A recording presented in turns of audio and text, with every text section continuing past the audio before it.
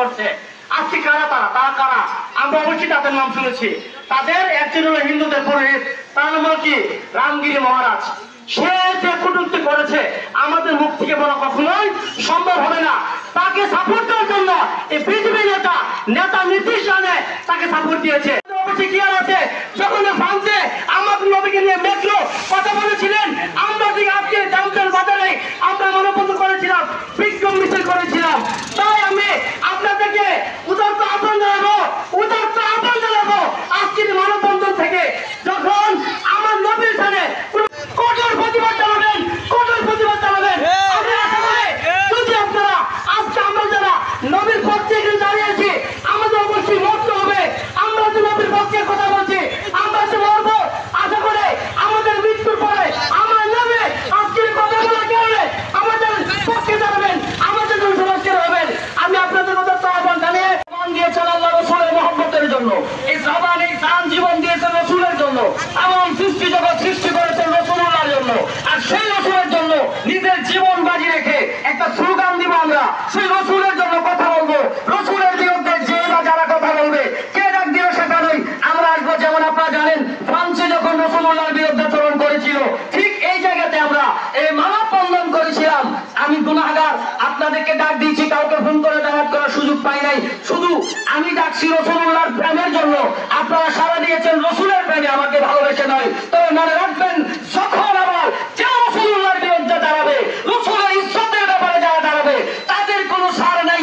যখন ডাক পাবো তখন রসুলুল্লাহর ইজ্জতের জন্য আমরা দাঁড়িয়ে যাবো। ঠিক কিনা বলে চাই কি চাই না? বললো সেটা শুনবার সময় নেই।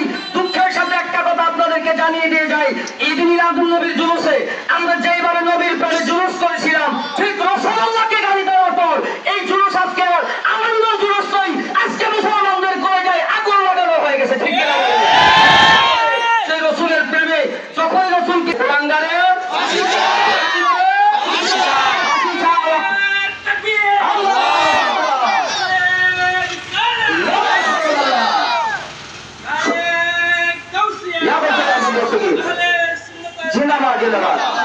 আপনারা দেখেছেন ভারতের বোম্বে, যেখানে এই কোলাঙ্গার কথাটুকু বলেছেন, সেই মুম্বাই শহর এখন মুসলমানদের দখলে। স্লোগানে আল্লাহু আকবার, লা ইলাহা ইল্লাল্লাহ কালিমার স্লোগানে লাব্বাইক ইয়া রাসূলুল্লাহ, লাব্বাইক ইয়া রাসূলুল্লাহ স্লোগানে মুখরিত হয়ে গেছে শহর ময়দান। আজ এই বাংলাদেশ থেকে আমরা তার প্রতিবাদ জানানোর জন্য এখানে একত্রিত হয়েছি। আমরা যারা যেখানে আছি সকলে লাইনে দাঁড়িয়ে মানববন্ধনকে সুন্দর করে চেষ্টা করি। এই পর্যায়ে আমাদের মাঝে বক্তব্য নিয়ে আসছেন করেছে আমার দয়াল নবী যদি দুনিয়াতে না আসতো, এই দুনিয়া অন্ধকারে থাকতো। আমরা একটি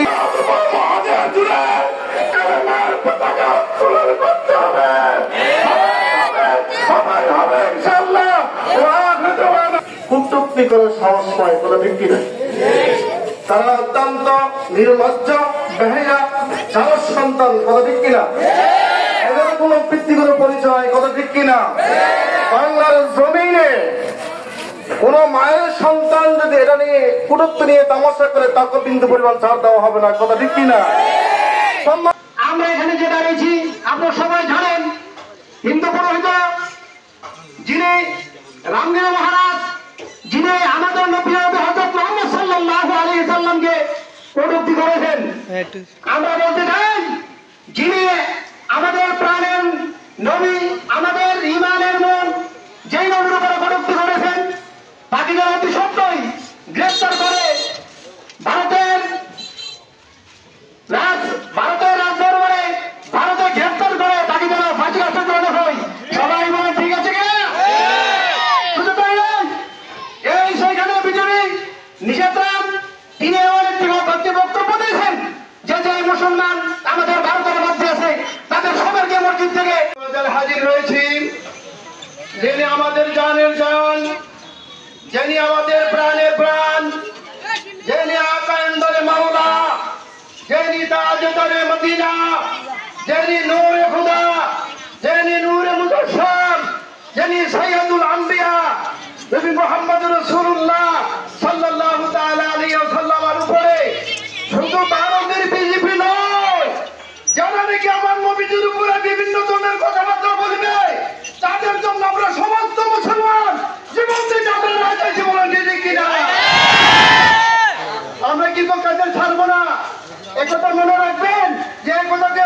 করিয়া বাংলার জমিনে কিন্তু কোনোদিন শুদ্ধ করতে পারবে না। যা হোক, আমাদের আলোচনা আমি সামনের দিকে লম্বা করবো না, আমাদের আলোচনা এখানে শেষ করে দিয়ে আমার হেরে দেওয়া না। কঠোর প্রতিবাদ চালাবেন, কঠোর প্রতিবাদ চালাবেন। আমি আশা করি যদি আপনারা আজকে আমরা যারা নবীর পক্ষে এখানে দাঁড়িয়েছি, আমাদের অবশ্যই মরতে হবে। আমরা যে নবীর পক্ষে কথা বলছি, আমরা যে মরবো। আশা করি আমাদের মৃত্যুর পরে আমার নামে আজকের কথা বলার কারণে আমাদের পক্ষে দাঁড়াবেন, আমাদের জন্য সমাজকে হবেন। আমি আপনাদের কথা তো আহ্বান জানিয়ে এইভাবে করেছেন এই বিজেপি নেতা সহ যারা রাসূলুল্লাহর বিরুদ্ধে দাঁড়িয়েছেন তাদের ফাঁসির দাবি জানাচ্ছি। তাদের অল্প বিলম্বে ফাঁসির কাষ্ঠে ঝুলিয়ে দৃষ্টান্তমূলক শাস্তির ব্যবস্থা করা হোক, ঠিক কিনা?